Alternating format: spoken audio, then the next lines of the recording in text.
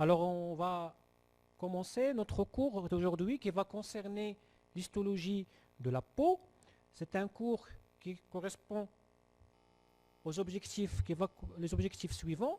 Reconnaître les constitutions cellulaires de l'épiderme, définir l'organisation architecturale de ce dernier et faire différencier histologiquement entre le derme et l'hypoderme et décrire les constituants des annexes cutanées comme les glandes sudorépares, les poils et les glandes sébacées. Comme introduction, la peau c'est un organe qui est complexe, qui enveloppe la surface du corps. Si on le dissèque, on le pèse, ça va être l'organe le plus lourd de l'organisme et constitue 6% du poids du corps et son épaisseur elle est variable entre peau épaisse et peau fine.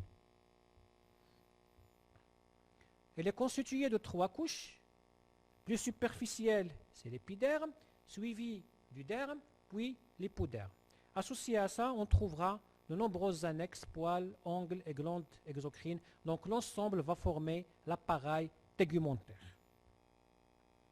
Pour cela, on va adopter le plan suivant.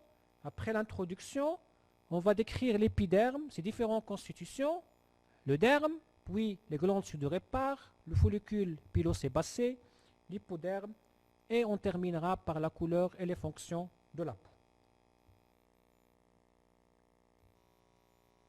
Donc l'épiderme, c'est un épithélium pavimenteux stratifié kératinisé. Donc c'est un épithélium de surface, de revêtement. Il est formé de 4 types de cellules, les kératinocytes, les mélanocytes, les cellules de Langerhans ou les cellules qu'on appelle aussi les cellules immunocompétentes et les cellules de Merkel. Donc c'est sur coupe-là, sur schéma-là, tout ça c'est l'épiderme. Il est formé majoritairement de cellules kératinocytaires, puis on aura les cellules mélanocytaires à ce niveau-là, les cellules de Langerhans et les cellules de Merkel. Donc les cellules kératinocytaires, qui sont les cellules les plus nombreuses, constituent 80% des cellules. Après, on aura les mélanocytes, cellules de Langerhans et les cellules de Merkel. Alors les kératinocytes, ce sont les cellules les plus nombreuses, les plus importantes. Donc c'est eux qui définissent cet épithélium pavimenteux stratifié kératinisé. Il est formé de plusieurs couches. On a la couche basale, une seule assise de cellules basales. Donc dans la cellule, il va changer sa forme tout en vers la surface. Il devient pavimenteuse aplatie, et c'est pour cela c'est un épithélium pavimenteux stratifié, kératinisé. Donc il formera de 3 couches, de plusieurs couches, la couche basale, la couche épineuse, la couche granuleuse, la couche claire si on a une peau qui est épaisse et la couche cornée. Alors la couche basale, c'est la couche la plus profonde qui est en regard de la lame basale, qui est formée d'une seule assise de cellules kératinocytaires. C'est le lieu de la renouvellement de ces cellules kératinocytaires. Puis on aura la couche épineuse, puis la couche granuleuse et la couche basale. Et la couche cornée. La couche épineuse, elle est formée de 3 à 4 assises de cellules. Ça dépend du peau fine ou peau épaisse. C'est une cellule qui est polyédrique, basophile, à noyau arrondi, dont les couches plus profondes et dont sa plaçatie vers la partie superficielle. Donc, c'est ça, la couche épineuse, cellules qui sont reliées par des épines, donc très solidaires entre eux, et la forme, elles sont un petit peu, plus on passe vers la superficie, plus il devient aplati. Et la couche granuleuse, selon l'on l'indique, granuleuse parce qu'il y a des granulations intracytoplasmiques, ce sont des cellules aplaties avec des grains au niveau du cytoplasme, donc voilà, ce sont des cellules et le nombre il est variable selon une peau épaisse ou une peau fine. La couche claire, c'est une couche qui est inconstante, qui est seulement dans les épidermes ou la peau épaisse, donc se forme par des assises de cellules aplaties, éosinophiles et anucléées. La couche cornée, qui est la couche la plus superficielle, qui est formée de cornéocytes, que sont des cellules anucléées, aplaties, donc qui sont formées, la couche cornée est formée de donc il est formé d'un sément interkératinocytaire et de la dégénérescence du noyau et du cytoplasme des kératinocytes. Vous voyez ici la différence entre une peau épaisse et une peau mince. Vous voyez la différence des différentes couches cellulaires. Les mélanocytes, qui sont aussi des cellules qui renferment des granulations qui se situent ou qui sont visibles en microscopie optique. Ils sont situés au niveau de la couche basale. On distinguera en général une cellule pour 35 kératinocytes. Et ce sont des cellules qui vont envoyer des prolongements, qui vont s'interposer entre les kératinocytes basales et parabasales. Donc, après les cellules de Langerhans, voilà, qui sont ici des cellules étoilées avec des prolongements dendritiques. Ils sont situés au niveau de la couche épineuse, qui sont des cellules issues de la moelle osseuse et qui sont responsables ce sont des cellules phagocytaires qui sont responsables de la présentatrice d'antigènes. Et les cellules de Merkel, qui sont situées au niveau de la couche basale, c'est difficile de les différencier entre les cellules kératinocytaires basales. Ce sont des cellules, ils ont des prolongements, ils ont en contact avec une terminaison nerveuse sensitive, donc ils sont responsables de la sensibilité au toucher. Après l'épiderme, avoir le derme, donc toujours un épithélium, il va être accompagné d'un tissu conjonctif. Donc le derme, c'est quoi? C'est un tissu conjonctif qui est irrégulier. Donc une partie, il est lâche, une partie qui est dense. Comme tout un tissu conjonctif, il va renfermer des fibres nerveuses, des vaisseaux sanguins, et avec la particularité de la peau, il va renfermer des glandes sudorépare, des follicules pileux et des glandes sébacées. On distinguera deux couches. Une couche papillaire superficielle ou sous-épithéliale, qui est un tissu conjonctif qui est lâche. Des fibres de collagène sous forme de fibres, ne s'organisent pas en faisceau, et des fibres de élastiques qui sont très fines. Et ici, vous trouvez la différence, ici on trouvera le derme réticulaire ou le derme profond, qui est formé de fibres de collagène qui vont s'organiser en faisceau, et des fibres élastiques qui sont enchevêtrées. Entre le derme et l'épiderme, il y aura la jonction dermo-épidermique sous forme de papille. Donc voilà, donc on parlera de papille dermique, crête épidermique. Donc cette jonction, donc vous voyez que la jonction n'est pas rectiligne entre le derme et l'épiderme. Donc elle est formée de membrane basale qui est formée de lamina lucida et lamina densa, des hémidesmosomes qui assurent la jonction avec les cellules kératinocytaires basales et des fibres de collagène et élastiques. Concernant les glandes sudorépare qui font partie des annexes de la peau, on trouvera les glandes sudorépare écrines et apocrines. Donc voilà, ça ici c'est la glande sudorépare écrine. Donc c'est une glande qui est exocrine, qu'on distinguera une unité extractrice et une unité sécrétrice qui vont se déboucher au niveau de l'épiderme par le canal sudorépare, par le pore sudorépare. Et ici c'est la glande sudorépare apocrine qui est aussi une unité sécrétrice avec une unité extractrice, mais cette glande-là, il va se déboucher au niveau du follicule pileux. Donc pour les crines, donc il élabore la sueur, le sueur qui est aqueuse et riche en chlorure, et le mode de sécrétion qui est mérocrine, ça veut dire la cellule, il va garder son intégrité.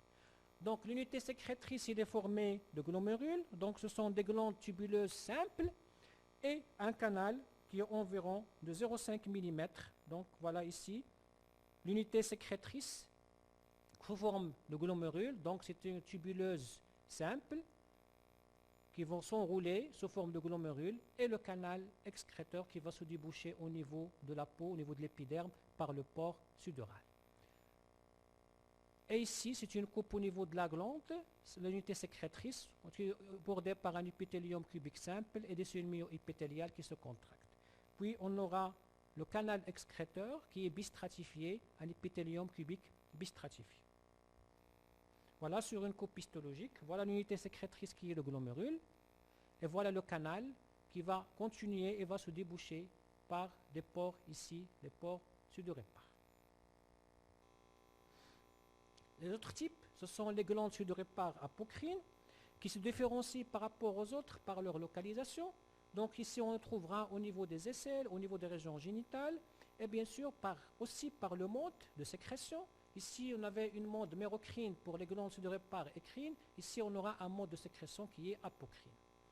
Et là, ils sont aussi barres de sueur qui sont épaisses, lipidiques et alcalines. Donc la même chose, glomérules qui se situent au niveau de l'hypoderme, et toujours ils sont annexés au poil, et le conduit toujours qui va le relier vers le follicule pileux est un conduit qui est bistratifié. On terminera par le follicule pileux sébacé qui parle proprement dit, poil avec ses gaines avec le muscle arrecteur. Voilà, la glande sébacée elle est là, la glande sudorépare ici, le muscle arrecteur elle est là, et le follicule pilaire avec ce qui s'abouchait ici au niveau de l'épiderme. Voilà sur une coupe histologique, la glande sébacée, follicule pileux et le muscle arrecteur du poil. Ce poil il est formé d'une partie libre et d'une partie isthmique et d'une portion intradermique. On aura la papille dermique folliculaire au niveau, c'est la bulbe. Ça, ce qui est en rouge ici, c'est le muscle arrecteur. Ici, c'est la glande sébacée. Cette glande sébacée, qu'on le trouve partout, donc, sauf au niveau de la paume des mains et des plantes du pied, elle est exocrine. Donc la particularité, c'est une glande qui est alvéolaire, simple et composée, et le mode de sécrétion qui est holocrine. Il sécrète le sébum qui permet de lubrifier poil et a un rôle aussi bactéricide. Au cas de pathologie, il peut avoir des points blancs, des points noirs et de l'acné. Voilà sur cette coupe histologique. Ici, c'est les glandes sébacées qui peuvent être seules ou associées au poil, mais toujours le follicule pileux, on trouvera les glandes sébacées à côté. Ça, c'est les glandes sudorépare ici, qu'on trouvera les deux, soit les glandes sudorépare apocrine et mérocrine. L'hypoderme, il est un tissu conjonctif qui est lâche ou un tissu vraiment adipeux. On peut dire que c'est un tissu adipeux. Il est situé au-dessous du derme et il relie la peau aux organes sous-jacents. La couleur de la peau, on va passer rapidement. Il y a 3 pigments. Le plus important, c'est la mélanine. Donc la couleur de la peau, elle dépend aussi du type de mélanine. Est-ce qu'on est devant une race qui est jaune, roux ou noire? La quantité de mélanine et la vitesse de sa dégradation par les kératinocytes, aussi carotène et l'hémoglobine dans les capillaires dermiques qui peut avoir un impact sur la couleur de la peau. Certains changements de couleur de la peau, il peut s'orienter vers quelle lésion? Par contre, cyanose. Parce que les extrémités bleues et tout ça, avec une cyanose, on peut avoir une oxygénation, insuffisance, rougeur ou pâleur. On peut dire qu'il y a une pâleur cutanée muqueuse, on peut parler d'une anémie, ou jaunisse, un ictère, des pigments biliaires dans le sang et de bleu ou de sang coagulé. Et la fonction de la peau, on va terminer de parler rapidement de cette fonction de la peau. On peut avoir une protection chimique, physique et biologique, régulation de la température corporelle par la sécrétion de la sueur et la sensation cutanée au toucher par les cellules sensorielles de Merkel et la fonction métabolique surtout par l'absorption de la vitamine D, donc par les rayonnements solaires. Il y aura une transformation de cholestérol pour permettre l'absorption de la vitamine D. Il constitue un réservoir sanguin, 5% de sang qui circule dans le corps et circule au niveau de la peau et permet aussi l'excrétion de déchets. Et comme conclusion, la peau avec les annexes cutanées constitue l'appareil tégumentaire qui est formé de 3 couches, le derme, épiderme, derme et hypoderme et plusieurs glandes annexées, glandes sudorépare, glandes sébacées, les glandes sudorépare on distinguera les glandes sudorépare apocrine et mérocrine, les poils et les ongles et les cheveux. C'est le revêtement du corps et le protège de l'environnement. Il assure les échanges avec ce dernier et constitue en moyenne 6% du poids du corps. Je vous remercie.